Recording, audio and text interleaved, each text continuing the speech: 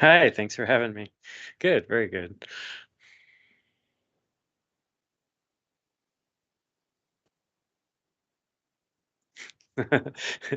Yeah, it looks like you have some great games back there.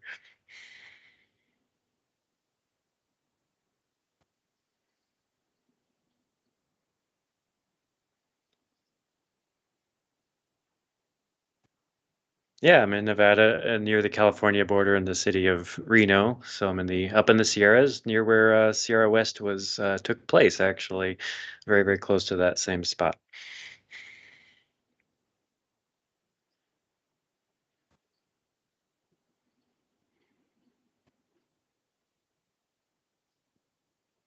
The Gold Rush area, yeah.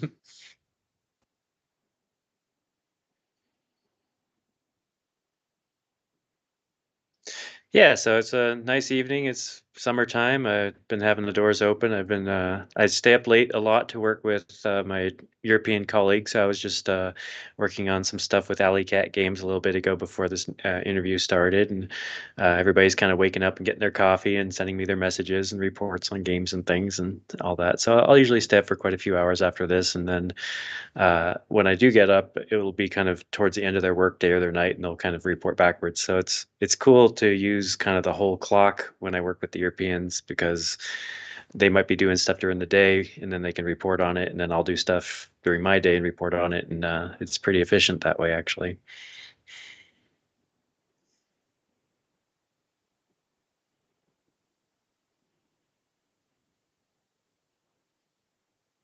Yeah, right. So freelance developer, freelance designer.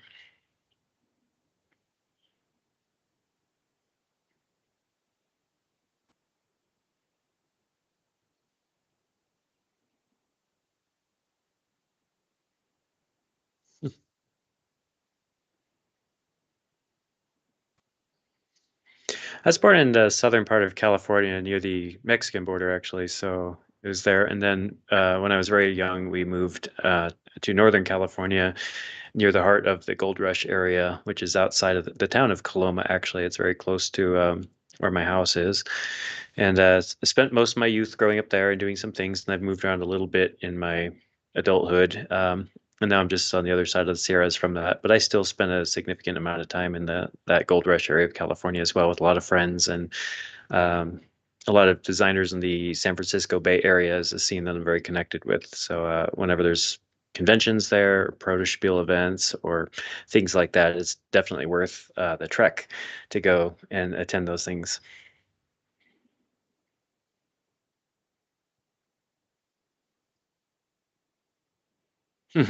Gotcha. Mhm.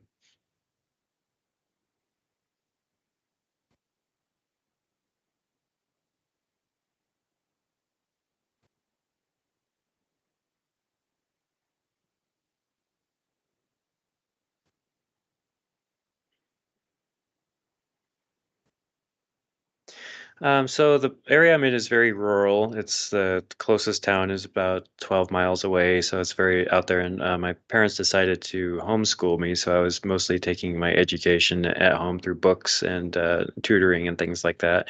So it left me a lot of time to reflect on stuff or do solitary activities. I enjoyed drawing a lot, and that was kind of my first love was drawing. And then in my teens, I got more invested in music. I met a musician who wanted to give me some lessons and started playing guitar and then eventually bass guitar and all that. And once I got my driver's license, I was able to spread out and socialize a little bit more. But I did have a kind of a long period of isolation, which is funny that I play board games. So when I would play board games, have visitors, whatever like that, I was very excited to um, play that. But it tended to be mostly be on holidays or if a friend spent the night or something like that, we'd play two player.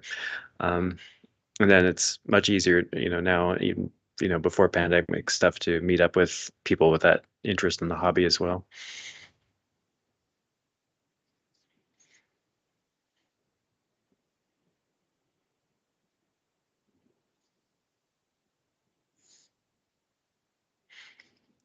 Yeah, yeah. Sometimes I would have to ride like my bike as a kid to see friends, like 5 miles on my bicycle just to go see a friend, and then I'd ride 5 miles back at, sunset, that sort of thing.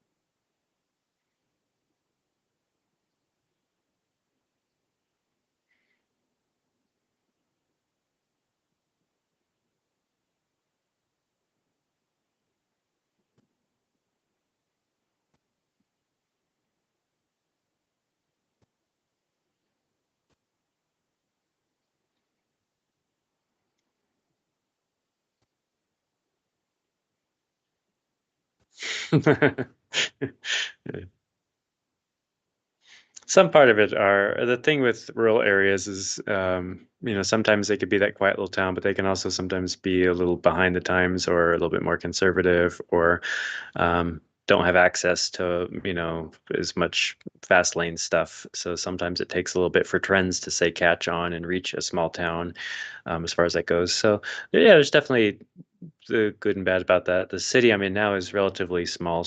Speaking, Reno's not a huge city, but it does have, all the hip stuff as well as a lot of rural areas. Because the southern part I'm in now is it's the desert and there's coyotes at night and the full moon and owls hooting out there. But if I wanted to get involved, there's like 5 game stores and the casinos and all sorts of music and things not that far away. So where I'm at now is kind of like what I'm used to, having that quiet solitude and all that, but I'm much closer to a major city, so I can kind of hedge my bets a little better now.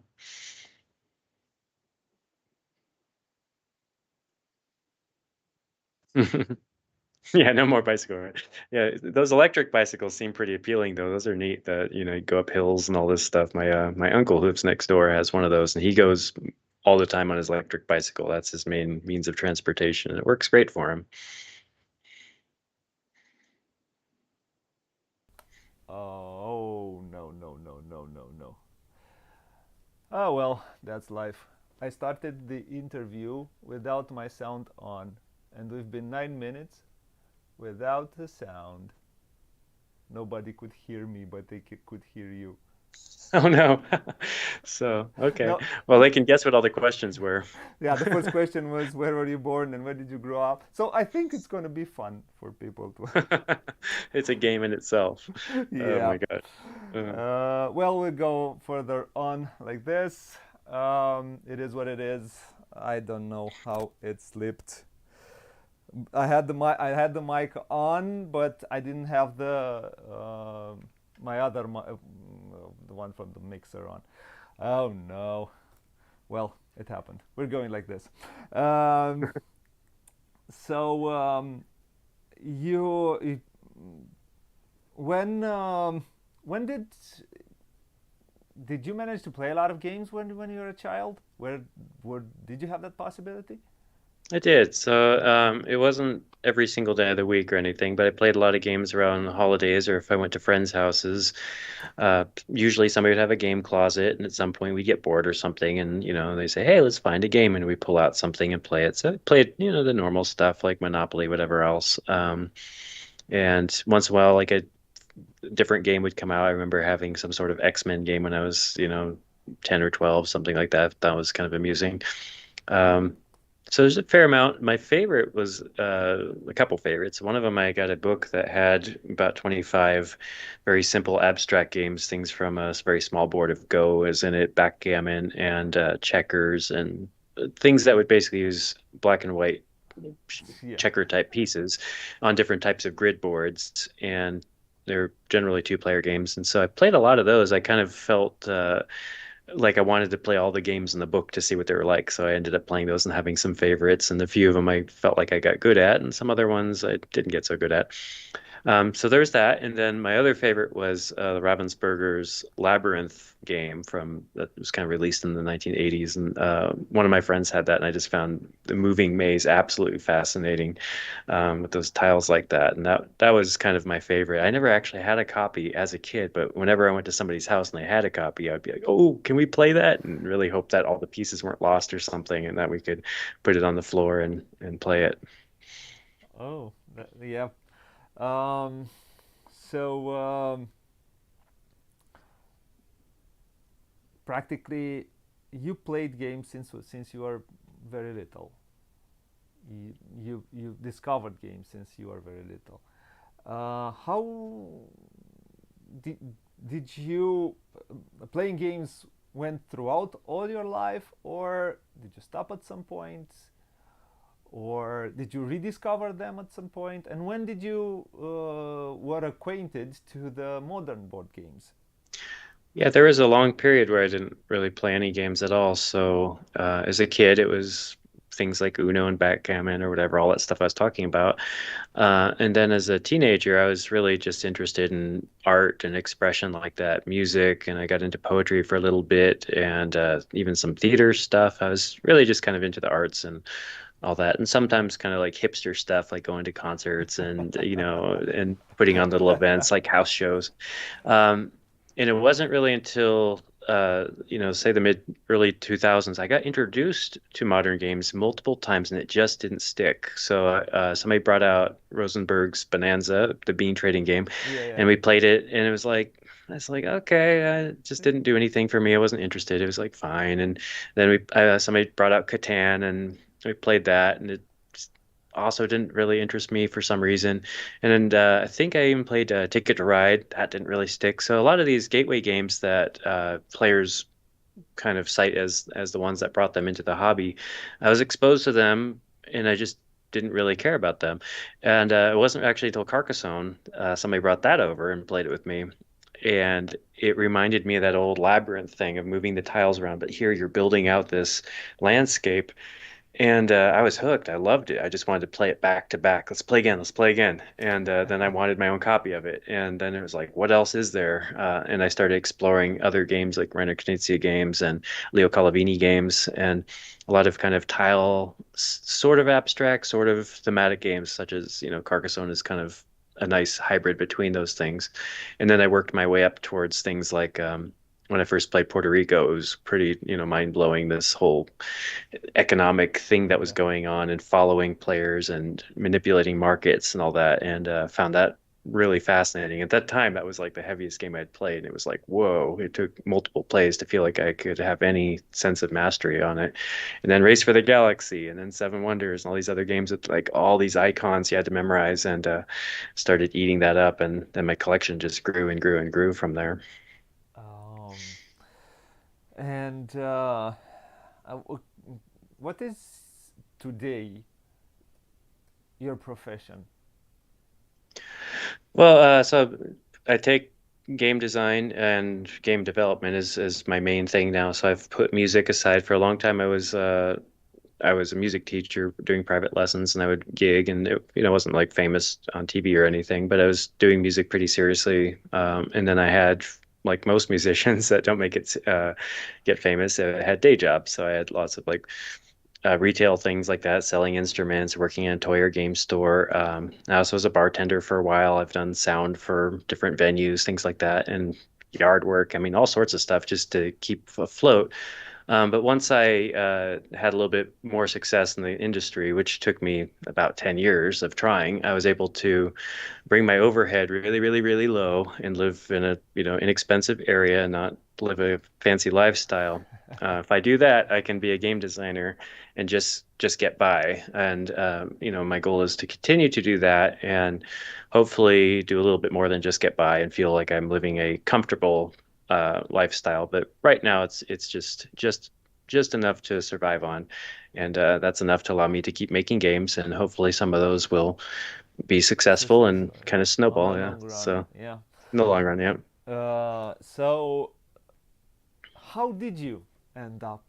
I mean, from from being a simple board gamer, a guy who loves games, who grows a collection, to a guy who wants to make games. Yeah, so I'm t kind of, a creative person by nature, so it's like I wanted to draw things. I would kind of make little mazes and puzzles as a kid. I've always been kind of a maker of things or crafty. And when I do music, I prefer to improvise or write songs versus say, play a cover song note for note. It's always been some form of expression. And at first, I was very intimidated to think about designing games. People saw my collection. They said, "Oh, you're so creative. You should make your own games." And then immediately, I just shut the idea down. I said, "No, no, it's all this. These brilliant German designers come up with all this math I could never understand. I'm much too much of a, wishy-washy artist to ever be able to come up with these numbers." I remember seeing a game that had, oh, you score. It said, you score 1 point or 3 points, 6 points, 10 points, 15, 21. I was like, how does that work? I didn't even reverse engineer a simple triangular number scheme like that. It just seemed like wizardry that some, designers had come up with. And at some point, I started to see some prototype games of other people who took the plunge into game Game design, design, yeah.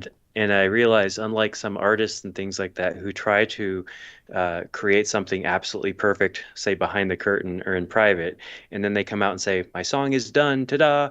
and it either sinks or it swims. They don't go out there and like play test the lyrics per se, or say, "Do you guys like this chorus? Should it be longer? Should it be shorter? Do you think did it overstay its welcome? Should I change some of these words? Do you want to listen to the song by yourself, or how's the song with five listeners?" Um, we didn't. You don't do that stuff with music. You just kind of like it goes by trial to see if your audience kind of responds to it, Yeah, and it's a very different process. And the iterative process of game design was new to me because so much of the other art and stuff like that isn't really that same way where you're tearing it down and rebuilding it, and your idea is probably broken the moment it comes out on paper and you play it, and that you're going to have to constantly repair it, and it might not be enjoyable. It might show promise at certain moments, and all of a sudden it can spring to life when it's the right mix of things.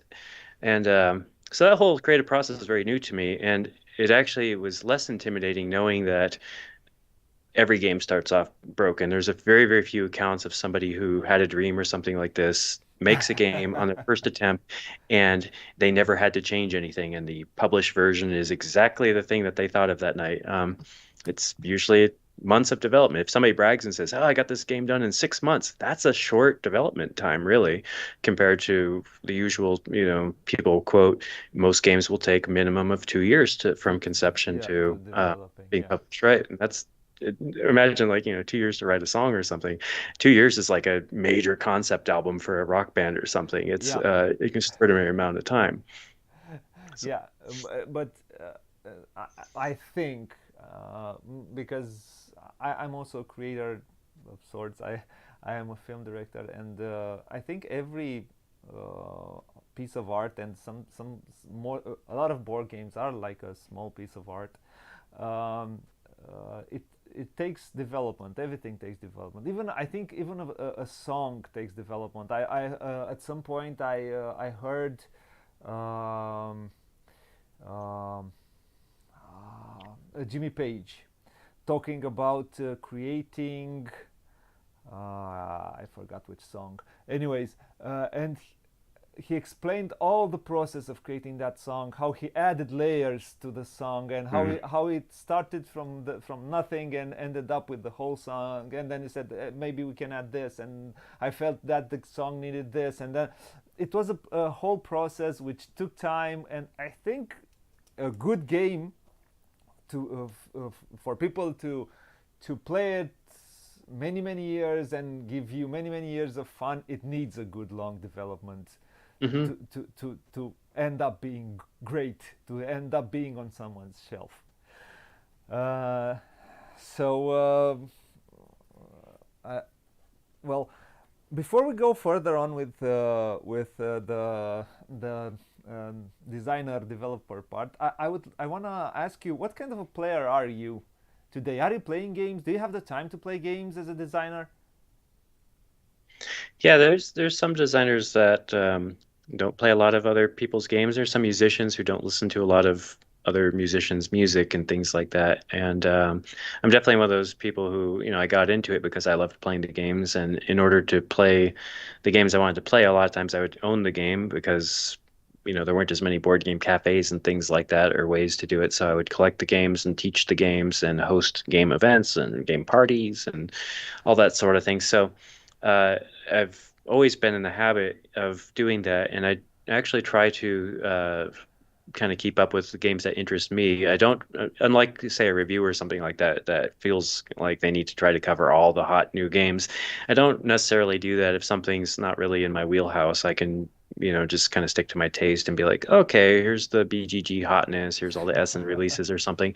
And there'll be certain ones that I'll want to definitely check out. And a lot of times that's from my favorite designers. So it's not so much about the theme or even the mechanisms that are used in the game that will attract me, but it's more the interest I have in the evolution of somebody's style. Like if Stefan Feld comes up with a new game, most likely I will go out of my way to get it, play it, and see what he's up to because he's a very, very good designer and tries some different things over the years.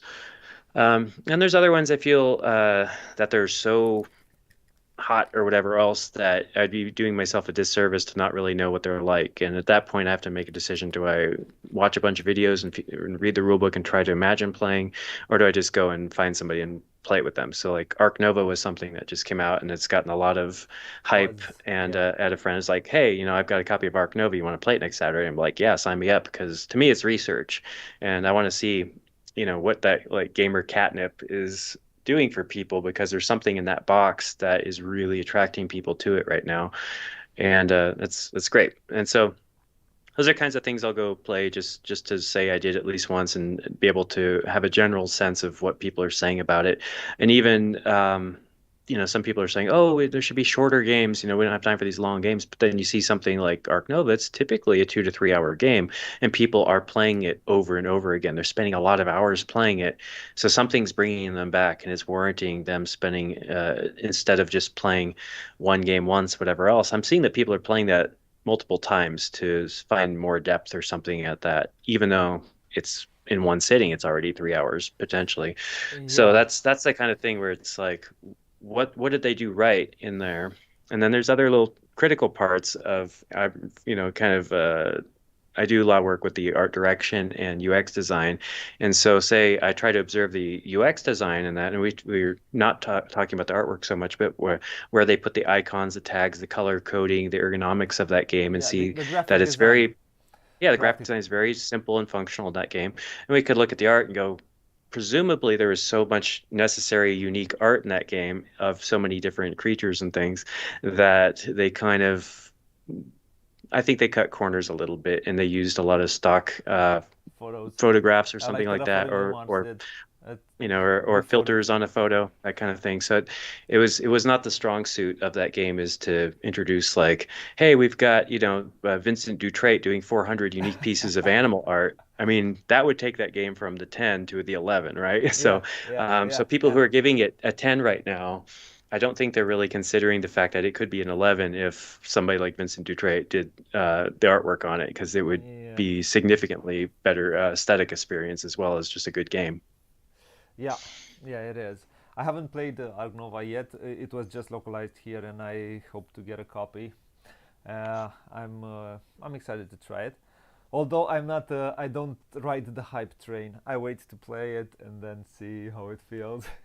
Hmm. um, Now, so what kind of a player are you?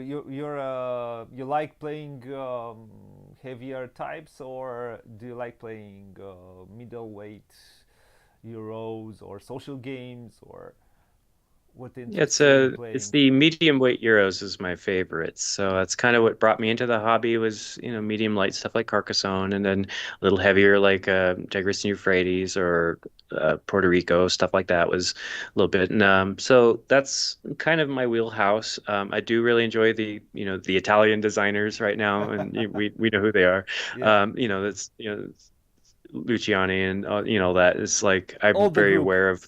Yeah, the group It's of a big group of they're always Italian. Yeah. collaborating with each Yep. other, and Yep. whatever they come up with seems to be very good. And so that's about as heavy as I like to go. I feel like it scratches all the heavy itches, and if it were any heavier than that, I feel like it just might be for the sake of being heavier, for the sake of adding exceptions into games for the exception's sake to see who can carry the heaviest cognitive load. Yeah. That's a little bit cynical of me, but I kind of think there's a saturation point where complexity reaches a very rich environment and sandboxy things and neat things are going on in games. And you step beyond that and you can almost get lost in a little bit of the noise of what's going on. So I do like the bigger games if they're done well like that. And Vladimir Zucchi or Zuki, I'm not sure exactly Yeah, how to say his last name. Suchi, I yeah. love his, yeah, I love his work a lot. So it's things like Pulsar 2849, Underwater Cities, Praga. Those are fabulous. So that's the kind of thing I can really um, explore and be inspired by when I see that. But on the flip side, I also really love games by designers who have a very uh, clean approach to their designs with no exceptions, sort of thing. So that'd be like Phil Walker Harding. My friend Henry Audubon makes really slick games like Parks and Trails.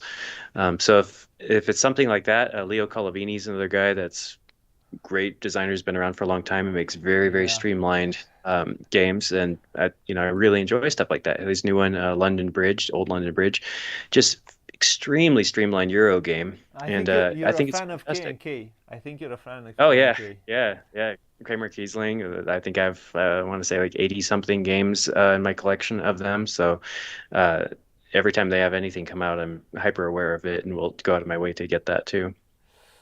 Yeah. So, um, now you uh, you went no you went to the let's say designer. When did you go from a designer to a developer, and how important do you feel a developer is to a game? It's an interesting question. It's one that's has a lot of debates on what developer do or if they're necessary. All this, how it kind of sprung on me is I kind of when I was first breaking into the game stuff, I was signing games as a designer, and then there would be somebody in the company that would be acting as a developer that would be taking it and adding artwork to it and changing some stuff, whatever else. And my first experiences weren't necessarily good, so I felt like the games ended up worse because of, say, lazy development or rush deadlines, and people didn't care about it as much as I did as the designer, or there'd be some breakdown in communication or something, or they just really maybe they didn't love the game very much and they just had to do it because their company told them to. So I felt like there's some conflict of interest like that. And I hoped that when I signed some later games that I'd be more invited to work on them with their developers or with the publisher directly. And my really the first chance I got to feel like I had a lot of creative control, like that was with Coloma with Final Frontier, is I felt like I got to design the game and develop the game directly with the owners of the company.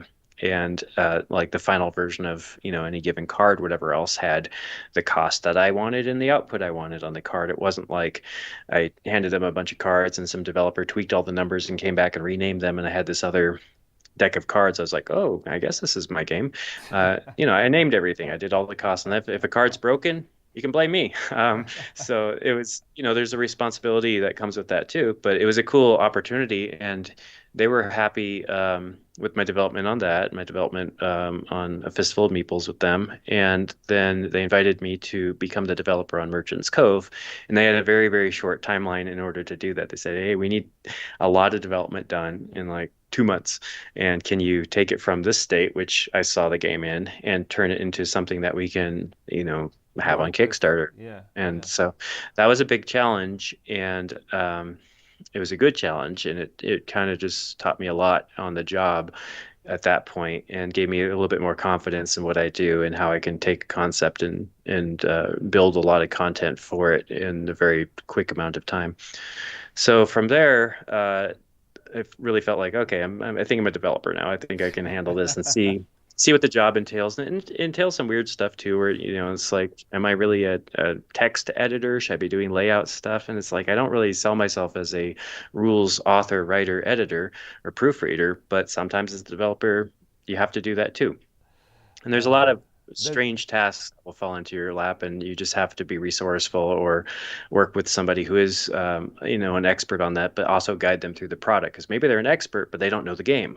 And so you need to know the game and tell the expert what to do with the content of that game in order to make the final product work. Yeah, there are two different hats: the designer's hat and the developer's hat, and I think it is very hard.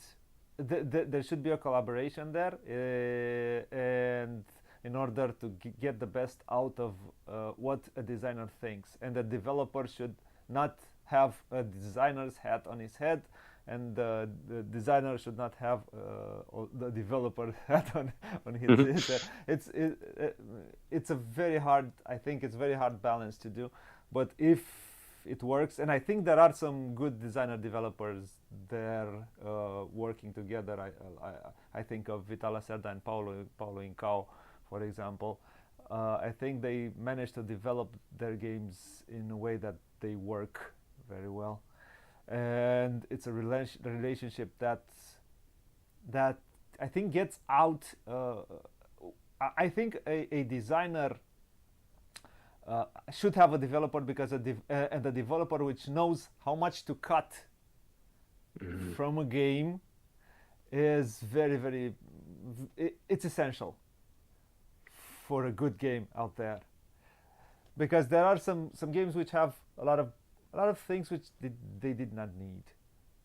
Yeah, trimming is a pretty common thing. Sometimes it's interesting that you get a simple game and a publisher will need more from it than trimming. So, for instance, if it's going direct to retail, you'll often see that trimming is going to be the only thing you do. You take a big, messy design, you trim it down so it's in the smallest, most affordable, accessible package you can possibly make it. Where sometimes a game will be intended for crowdfunding, and it's a good game as it is, but you get much more demanding audience that wants, a solo More. mode with a campaign in it. They want Yeah. modules, they want replayability, they want a lot out of the game. They want a fifth player expansion, they want alternate versions of all the cards in the game. So there's a lot that they'll want, and sometimes it's a little overwhelming to a designer, or they didn't sign up for it. They say, "Hey, I just wanted to sign the game as it was," and all of a sudden you're Yeah. asking me to, design twice as much content, and they feel a little overwhelmed. So a developer who understands the core systems of that game would be able to generate some of that extra content if necessary. Or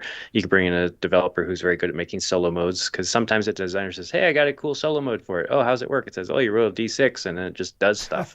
And that doesn't always work for today's audience. No, it You doesn't. want an AI that is a little bit more intelligent seeming and Yeah. challenging and all that, and just a D6 won't quite cut it unless you have some really fancy mechanism for it.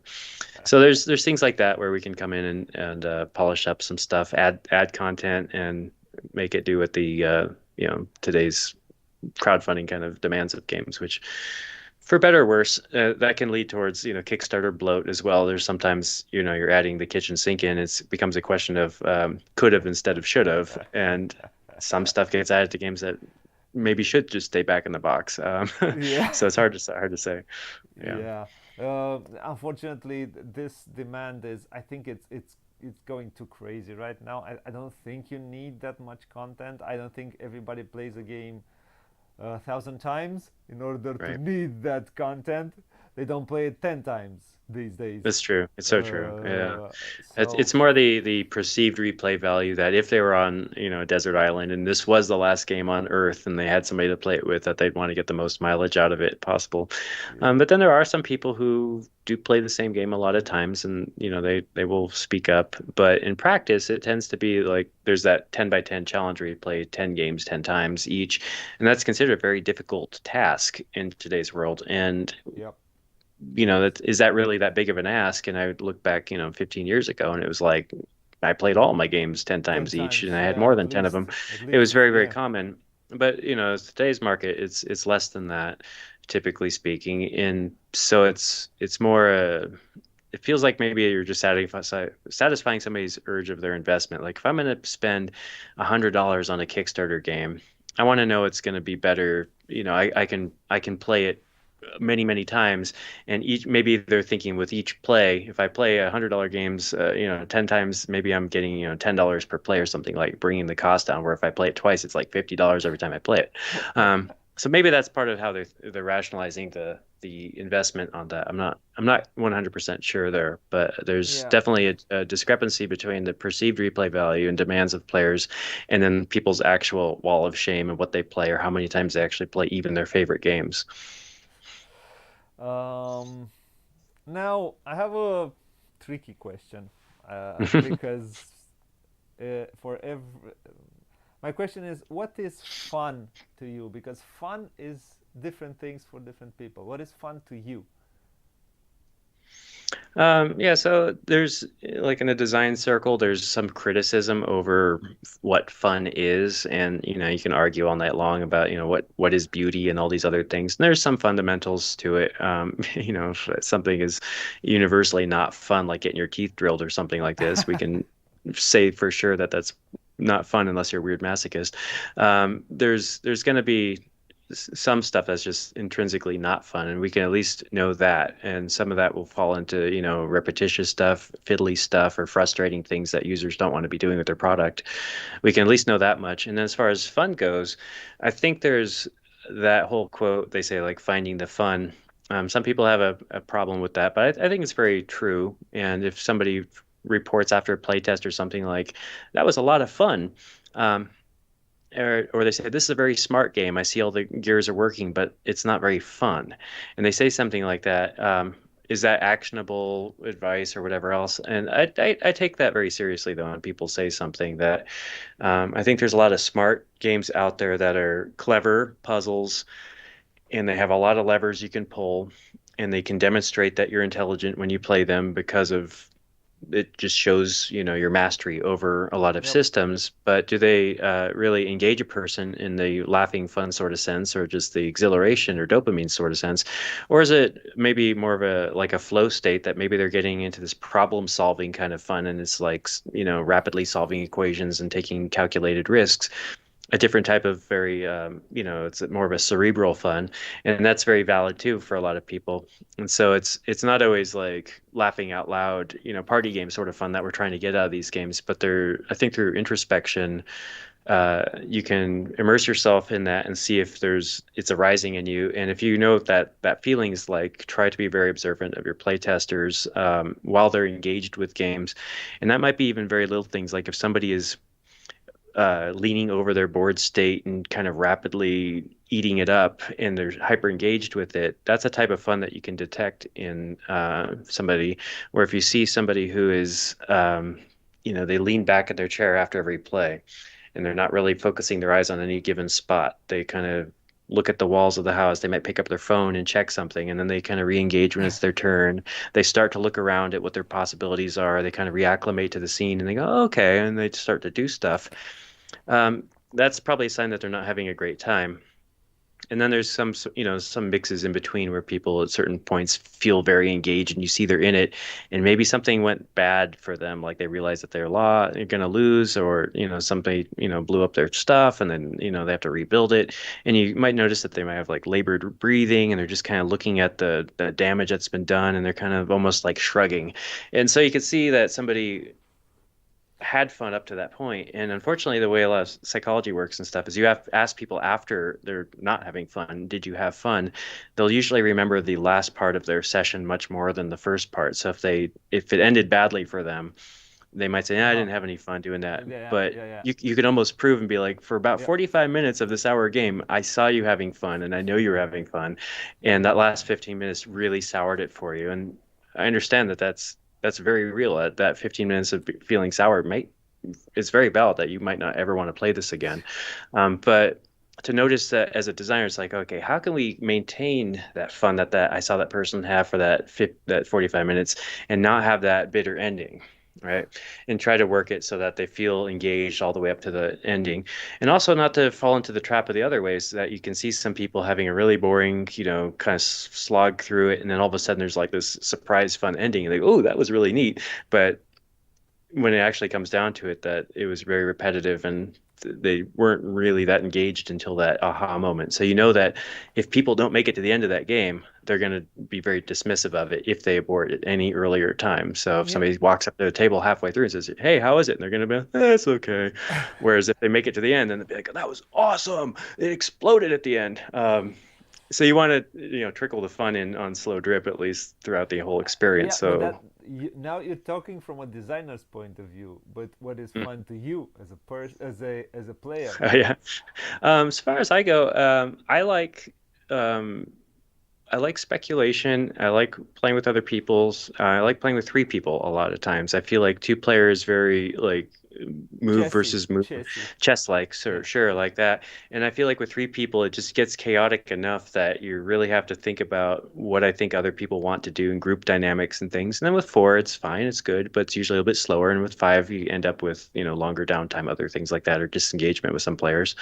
So I like that a lot. So I like calculated risks in games.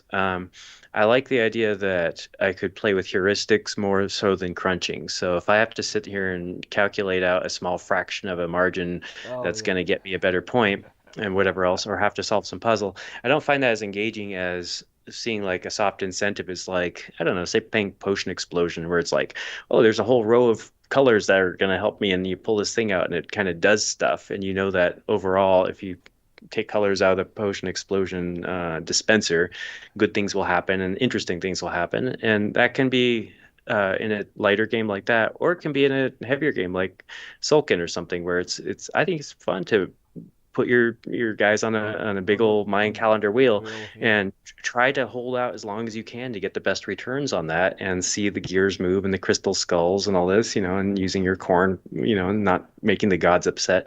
I'd say a lot of that stuff is very fun too, and it's in a crunchy brain burner kind of game, but it's not just about the crunch and the brain burning. There's other little fun things like turning a giant wheel that turns a bunch of other giant wheels and seeing all this little workers advance and suddenly have better opportunities. You can That's see the to me, that's gears fun. work. Yeah. Yeah. So a lot of that to me is cool. And combos I think are really fun. So if you can play one card or one worker does this thing and it lets you do another thing, lets you do another thing, and you see kind of like little chains of sequences fire off, and you might have been preparing a few turns to get that to go, and then you get that one epic turn where a whole bunch of neat little things happen at once, and you get to see the result of your instincts to follow that path and to its conclusion. Yeah. Um, Now I want to ask you, what is your most played game? Most played, I probably played Carcassonne more than Anything else? anything over the years. Yeah, Yeah. because well, for one, it's like I have a very, very large Carcassonne collection, and I've played all of it. So it's right there. That's at least one play of a bunch of these, but a lot of them I've played multiple times. So I think if we kind of aggregated all the Carcassonne and all the Carcassonne standalones, I've played a lot of that game in some permutation, and I've enjoyed it almost every single time. So I'd say so, though. And this is your most played game. I guess this is your favorite game. It's one of my favorite games. I would say it's up there. And when I was interviewed on the five games for Doomsday, and I had to pick something to bring with me to the apocalypse, I think it would be the Carcassonne Big Box would be the number one that I'd bring with me. So Oh, not just a plain blue box with the stuff, you need to have a little bit more with the inns of cathedrals and the builders and the pigs and all that stuff. Just enough to kind of spice it up, and I could oh. survive off that for quite a while. And who's your favorite designer? I'm a big Kramer Kiesling fan, so I kind of have to, split it right there. Of the two, I have more Wolfgang Kramer games than I do Kiesling games, but that's only because Kiesling, as a co-designer with Kramer, was a lot of his games, but not all of his games. And Yeah, Kiesling most has of since it. emerged, to do some really wonderful games by himself recently, like notably Azul and things like Riverboat or Heaven and Ale, where he's not with Kramer kind of for the first time in the last, say, I 5 think years. his first game was Sanssouci. Yeah, His that's a fun. Yeah, I love that one. It's a good one. And uh, Vikings too. Yeah. Vikings too, yeah, Vikingar, yes. That's also Mm, he made a lot of these smaller, let's say, abstract middleweight games. I think mhm. he makes them, and he makes them very well. He's a very good at this. But you say you go with both of them. Yeah, and if I had to choose, I'd probably be Wolfgang Kramer because there's certain things that Kramer worked on, like Colosseum and El Grande, that Kiesling didn't work on, and those are very dear to me. I love those two games very much, Oh, and so Princes of Florence is another one that Kramer did. So he's, yep. he's up there for me. So he's Papa Kramer has got my heart. So yeah, I think he has the hearts of a lot of us.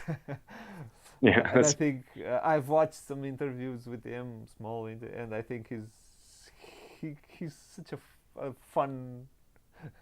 He looks like a fun dude, even if he is. I don't know. He's 70, more than 70.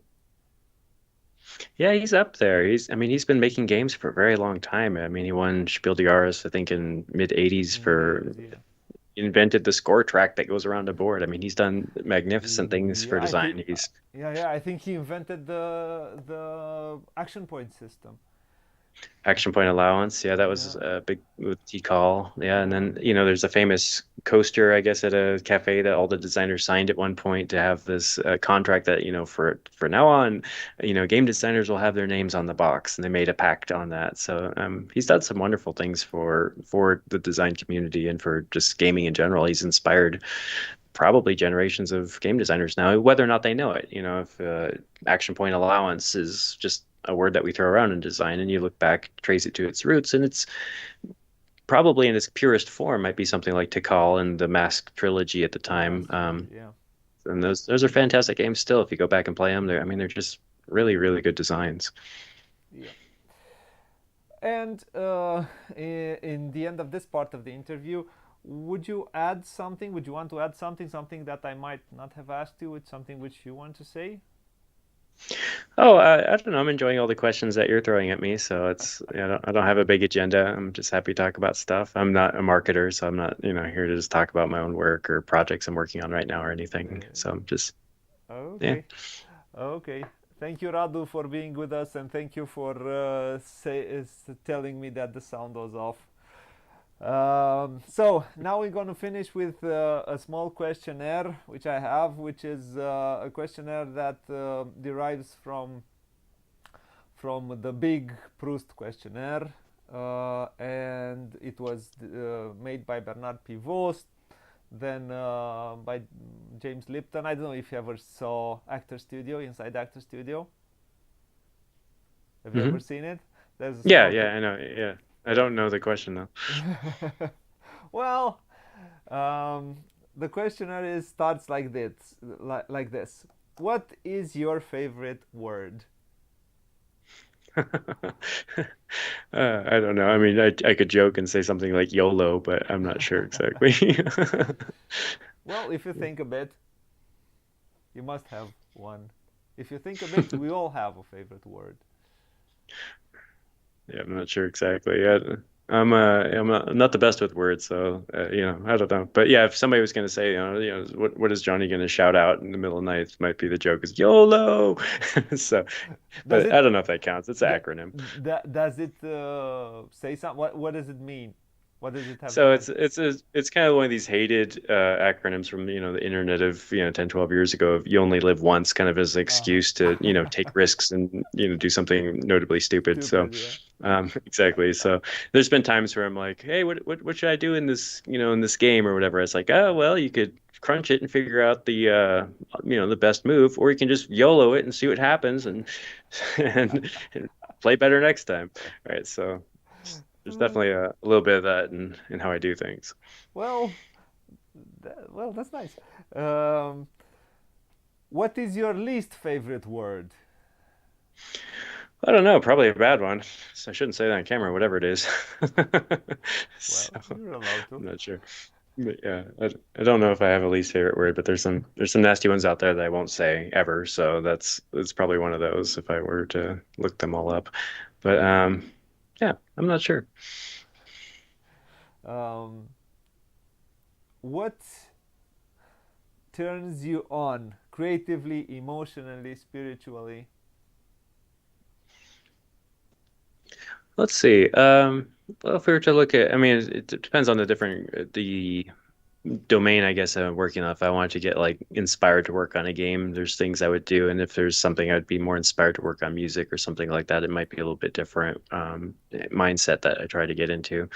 But as far as, just finding yourself or feeling really good, I mean, one of my favorite things is swimming in mountain rivers. And I feel like if I'm ever encountering something that's difficult in life or an impasse or whatever else, or I just want to enjoy myself, I would find that if I'm swimming in a river in a hot summer day and, laying on a hot rock afterwards and thinking about things and being out in nature like that, that a lot of clarity and inspiration can come from something like that, or even just a blank slate sort of mind where I can come back and encounter say a creative problem that I might have been stumped on after that and find a fresh lens to see it with. So that's kind of little recharge thing would be definitely hanging around the river, some waterfalls gushing, and that kind of white noise. It's something that's very special to me. Um, so nature, you're a big fan of nature. I like some nature. Yeah, it's pretty What neat. what turns you off? I don't do well in frenetic situations where there's too much going on, really loud sounds, really bright lights, and bad smelling things, just chaos, that sort of stuff. I don't get energy from, say loud noises and big crowds and just hustle and bustle around me, dogs barking, kids screaming, stuff like that. So I tend to try to create kind of a very subdued environment. Like you kind of see in the background, it's if I'm working tonight, I want to just have some like Christmas lights kind of thing up in the background and some nice music. But I like working at night where the only thing I hear is crickets and owls and there's no cars driving by. So I find that sort of thing, my nerves kind of relax the most. And when I'm in that state, I think I can create better stuff or enjoy myself better, or read or whatever I do, research. So yeah, I'd say, I'm a highly sensitive person as it would be, so it's one of those things where I could get overstimulated by, stuff very easily. And especially if it's negative, like, TV's blasting news about bad things and all that, I can't really turn it off. It hits me very deeply and will make it so I'm almost impossible to do something creative or focus on anything at that point. Um, Now I know you were born in the South. I know that the South is, as far as I know, and as much as I know of America, the South is more conservative, is a bit more religious. No? Well, I'm actually on the West Coast, so the southern part of California, but I'm very much of the West Coast, which is very progressive Yeah, and it's more all that progressive. stuff, all that Okay. stuff that's not in the South. So yeah, um, so there's So, that, and then I've had family in the East Coast, and that tends to be more progressive too. So I'm kind of a coastal person more so than the Middle America or Middle America. South Uh-huh. part of the United States. Um, so you probably don't have a problem with this. What's your favorite curse word? Let's see. Well, sometimes I make up some pretty good ones. Like I like to use Fugger, like fugger something up. It's kind of close to an even worse word, but that's one of my good ones. So I was like, well, that's go into your, put this meeple here. That might fugger up your plans pretty good. So that's a little silly, but I like. So you like making up curse words? Or just silly stuff. When I'm playing games, it tends to be one of those things where people I play with start to adopt some of the funny little terms I'll use for things. Like one of the terms we use a lot when play games is, if you're drawing cards from a tableau or from your hand, whatever else. But if you have the option to take a card off the top of the deck, and sometimes in Europe they'll say, "Oh, it's top decking," but we always say it's drawing mystery meat, which is kind of riffing off of weird food products here, which is like spam, where it's just like you don't even know what animals was in that meat, and it's just kind of bizarro sort of stuff, and you don't know what you're getting into, like hot dogs, whatever, made out of mystery meat. And so I say, hey, all right, do you want to pick one of these nice cards from the tableau? But if you don't like any of those, you could always choose mystery meat. So it's little things like that that end up in the common vocabulary of my game group. And I'm always amused when I walking by another table where some people are playing, and then I hear them say like, oh, you chose mystery meat? Okay. So another one is plotching, which I don't know what that word means really. It probably has some urban dictionary thing, but it's when we're placing a worker, placing a piece. Oh, I'm gonna add this piece to the catchall. Oh yeah, I'm gonna plotch my piece on top of this over here. And if you plotch some workers over there, they'll you can get wood or whatever. So it's always about plotching things when you place them. That's one of our silly terms, and our whole board game group around here seems to have adopted that one as well, very lovingly. So. So, my next one is, and this should be on your alley. What sound or noise do you love? Oh, let's see. I like crickets a lot at night and owls and stuff like that. So when it's cricket season, certain times of the year the crickets are dormant or they die or whatever it is, and then they reemerge and you start to get this cacophony of cricket sounds at night. I really do enjoy that very much. I wouldn't say it's my favorite sound, but it's pretty cool that they can rub their legs together and get all that going on. And it has kind of interesting overlaying rhythm where it feels like there's a rhythm to it, but it's not exactly like what we think with like drums or something like that. And I find that's kind of cool that there's a some sort of pulse underneath all that that the cacophony of cricket sounds makes that I really enjoy. Similar with like frog ponds when their frogs are all making their sounds. I like that sound very much too. Then, what sound or noise do you hate? I'd probably say like dogs barking. I find that really disturbing. So I don't like being barked at. I find it's kind of aggressive. So like I have neighbors, I go out there and enjoy a nice evening. You got some dog on the other side of the fence snarling and barking at you. It's like kind of a buzzkill, honestly. So yeah. um, d- which profession outside the one you already have would you like to attempt?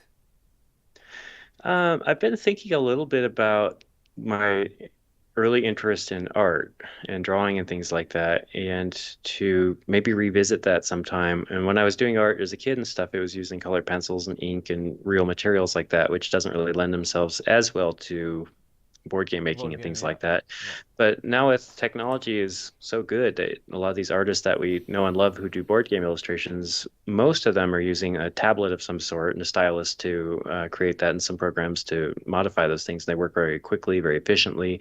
And I think I'd like to explore that just to see how it goes. I don't know if it would be something that I would ever be as good as some of these other artists, but part of me thinks like I could probably do some stuff that'd be useful in some ways, even if that were like art direction. Like I could at least sketch something very clearly how it goes and say, hey, this is the composition we'd like because it maybe has good UX or the right emotion that the piece is trying to do, and then have somebody, hire a professional come in and work off of that sketch and redo it.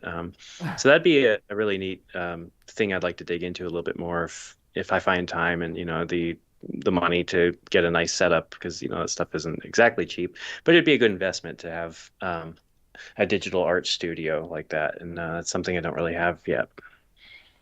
And what profession outside of your own would you not want to attempt? Oh, there's so many things I don't want to do, so I'm not sure. That's going to be most things. I think it's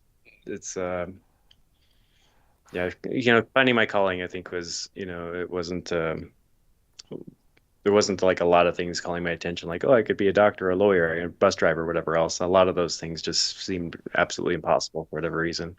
So yeah, there's a lot of things I'm grateful that people do them and that they like doing them, but I would have a real hard time doing some of those myself. So yeah, Well, working as a sewer wouldn't be nice, no? yeah, I think I'd have a harder time working with things that involves death and things like that. I kind of surprised that people can, work in hospitals or, mortuaries or things like that, or, vet clinics where they have to put animals down and stuff like that. I think I would just kind of break my heart to see that every day, and I wouldn't do very well. I had a friend that their job was to harvest the organs from organ donors Ooh, off the road. And, it's like, oh, yeah, we fly out in the middle of the night with a helicopter, we land, we scoop out eyeballs and put them on ice and fly them off. It's like that kind of thing. I just don't think I could show up to a site of carnage with people crying and smoke coming out ooh, of cars, try to, take somebody's, organs out of their body and put them on ice and go back and be able to live another day as if I didn't just see that. I think that would yeah, be a little bit too much for me. yeah, So I'm glad I don't have that job. Let's say that would be bottom of the barrel for me right there. yeah. And after that saying that's just another Tuesday. Yeah, yeah, exactly. They can go and eat dinner with friends or go on a lunch break after that. I mean, I would lose my appetite for quite a Yeah. while, I think. I saw that. And if I ever did get desensitized enough to be able to see that and not feel something, um, I think I would be losing part of myself that I don't really want to lose, is that sensitivity. I don't want to become so callous that seeing something like that just doesn't affect me. And my last question is, if if heaven exists, what would you expect God to say to you when you arrive at the pearly gates? YOLO. YOLO. Yeah, you only live once. That'd be great.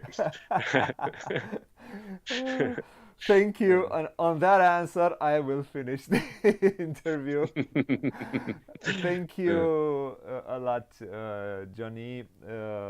It was great pleasure to have you here. I had fun. I hope you felt good. I hope you felt comfortable here in our comfy chairs, virtual comfy chairs. Absolutely. It's great. It's a lot of fun. And I hope you had a nice time. Well, I hope we'll meet each other. Hopefully, I know in Essen or somewhere, and talk in person. I am again. I thank you a lot for doing this. And now I will do an outro, and we'll end the interview. Thank you so much for having me on. Thank you. It was my pleasure. Now, um, so I want to thank you who watched live. Thank you, Radu, for telling me that 9 minutes my sound was off. Well, it is what it is. For the first 9 minutes, there will be no sound. There will be only Johnny's sound, and but it is a puzzle for you to solve for the first 9 minutes. If you watch the other interviews, you know what the questions are. Um, so it will be easier to see to realize what we're talking about. So I don't think it will be that much of a big problem. I don't talk a lot between questions, so you will hear Johnny most of the time. Um, so I want to thank you again for watching this live. I want to thank you for watching after the fact. I hope you'll enjoy this one. And if you like what you see, please like, share, and subscribe because, like I said, it keeps the internet alive and it helps the channel. It tells you when something new comes up, and you can watch it. You'll be always informed. And thank you again, Jonny Pac Cantin, for this nice interview. Until next time, I can only say what it says here, which says play a lot, play loads, have fun, and until next time, bye bye world, wherever you are.